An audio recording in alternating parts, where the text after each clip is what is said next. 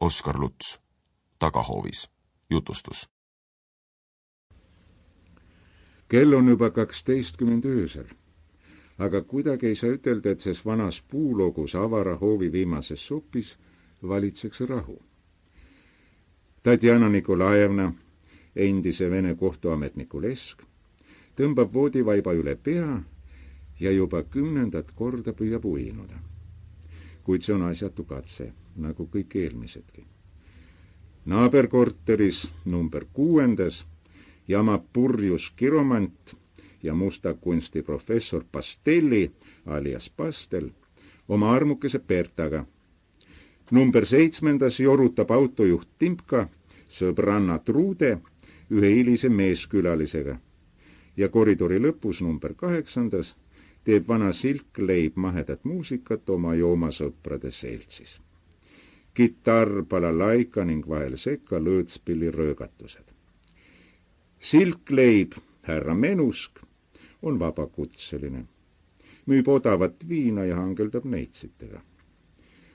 Jumala õnn, mõtleb Tatjana Nikolajevna, et vähemalt lapsedki magavad hoolimata sellisest mürklist. Ja lapsed, 12-aastane Peeter ning 8-aastane Niina, esialgu tõesti magavad enam-vähem rahulikult.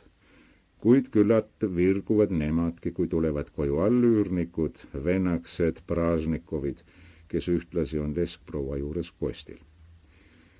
Näe, nüüd ta suigatas veidi, nägi undki. Oli kaugel Põhja-Venemaal, kõneles oma kadunud mehega. Kui poleks paugatanud suks seal koridoris, siis ta oleks maganud veelgi. Aga nüüd jäi ilma sellest ilusast unenäost.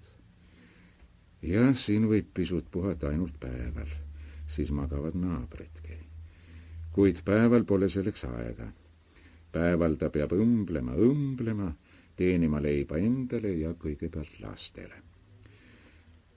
Seda jõledat naabrust. Kui ta ei võlgneks majaperemele 5 kuu üüri, siis põgeneks siit juba homme. Kuule, nüüd on maagiaprofessor enda juba niivõrd täis laadinud, et vist küll jälle näeb neid vaime, kellega end ütleb olevat alatises ühenduses ja osasaamises. Samal ajal virutatakse välisuks all kinni sellise hooga, et põrrub ja rõkkab kogu see vana ložement ning kõbise bussipuru pehkinud seinte vahel. Keegi tuleb vandudest trepist üles, komistab astmeil, kukub mürrinale, ähib, tuleb uuesti ja siis jumal tule appi, läheb Truude toas lahti nõiatants nagu põrguviin. Sample complete. Ready to continue?